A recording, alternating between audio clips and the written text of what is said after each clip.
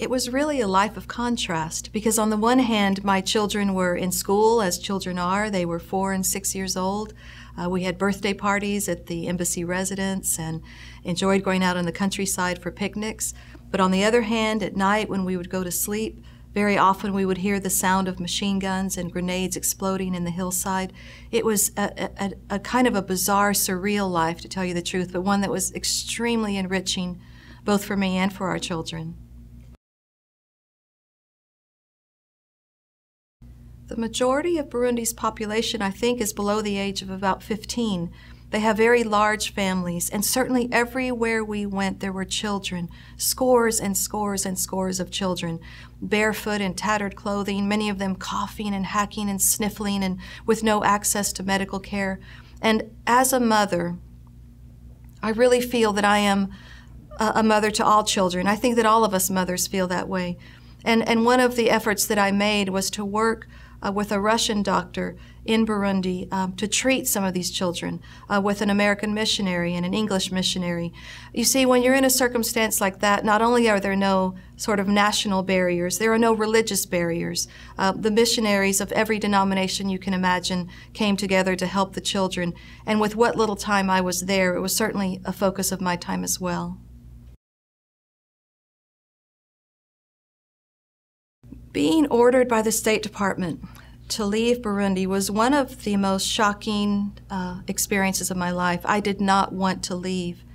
The circumstances that happened was that Bob's boss from Washington, Ambassador Arlene Render, had come to Burundi for some official meetings and was staying at our home. One afternoon, she was meeting with Hutu officials in our living room, and I was back in my bedroom, then pregnant with our third child, lying down, but keeping with me the walkie-talkie that was used for communication with the embassy and other Americans, when suddenly the walkie-talkie just exploded with sounds of distress from Americans all over Bujumbura.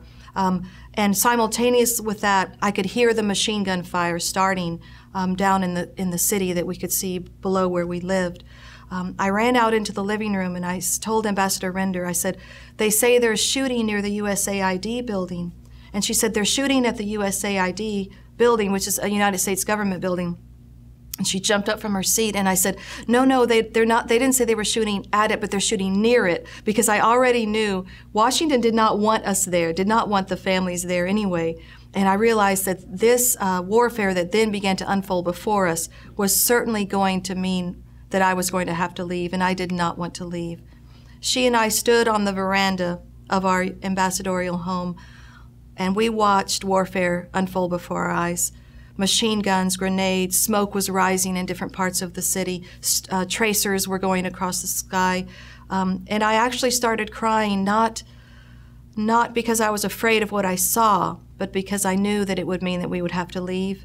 24 hours later, the children and I were on a Belgian airplane, and we were evacuated.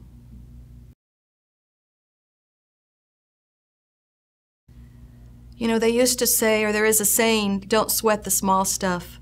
I absolutely do not sweat the small stuff. I currently serve on the city council in New Braunfels, Texas, and people will say, "You took such a brave stand," or "Wasn't that difficult?"